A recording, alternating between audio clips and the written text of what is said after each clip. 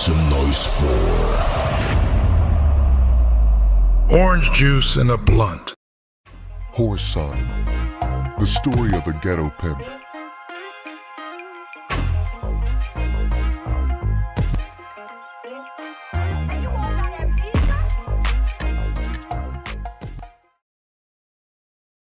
"23.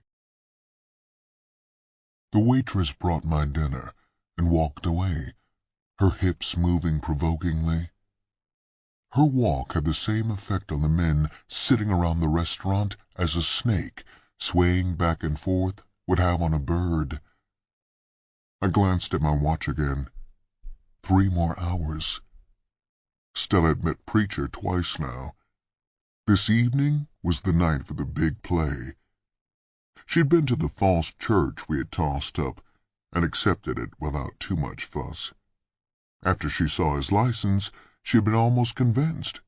And when I took her by his church one evening, and she walked in on a fake marriage, all doubt left her mind. She was more than ready to have him marry us, and when he put her off, causing us to postpone it another day, she started sleeping the sleep of the contented. Getting a young man almost half her age was a middle-aged woman's dream. Impatiently, I glanced at my watch again. The door opened, and Boots walked in. I stared at her coldly as she spotted me and started to walk over to my table. She hesitated for a minute. "Do you mind if I sit down with you?" Her carriage was as proud as ever. She walked as though she possessed something other women didn't have. She was the floating dream of many a man. "If you're not afraid of someone telling your old man about us being together, knock yourself out and sit down." I watched her closely as she pulled out a chair. There was something on her mind. She wouldn't dare arouse Tony's displeasure unless she had something important worrying her. I remained silent, waiting for her to speak. "Well, Whoreson, I heard about your bad luck. I'm sorry to hear that Ruby ran off." "Yeah, I can just look at you and see it," I said sarcastically. The sleepless morning a week before, when I awoke to find that Ruby hadn't come home. My frantic telephone calls, first to Women's Division at the police station, then the hospital. The fear that something had happened to her, all this and more rushed back to me because of her comment. But to hell with Ruby, I thought. It was good riddance. I had bigger plans. "Perhaps I didn't say that quite right," Boots began again. "What I really wanted to know, Whoreson, is what you plan on doing now that you ain't got nobody." "For some reason, bitch, I can't seem to figure out where you're coming from. You know, without my telling you, that ain't none of your business. But you still wouldn't put yourself on Front Street for that reason. What's the real deal? You done got fed up with the large stable you're living in? Or is it that Tony wouldn't dare make a black bitch his main woman over all them white girls he got?" She stared around the restaurant with unseeing eyes. I knew I'd hit the tender spot. "Since you're so curious," I went on, "I'll tell you my plans. Sometime in the morning, I'm going to pack my bags and hit the highway. I haven't made up my mind yet to where I'm going, but Detroit will be 300 miles behind me this time tomorrow." It would have been impossible for a blind man not to see that my words hit home. She let out her breath slowly.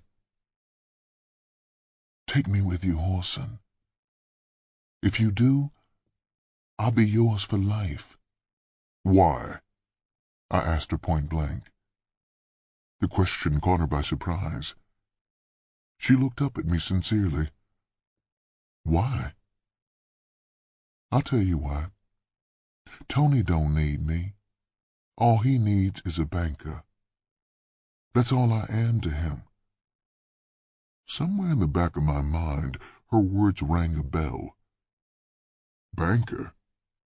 What you talking about, Boots? With a sigh, she began to talk, and I listened real close. You know, you and Tony got a lot of ways alike. Maybe that's why I picked him while you was gone. Anyway, he's always gambling, so he don't put all of his money in the bank. He gives it to me to put up for him in case he runs into a crap game or something out in the street.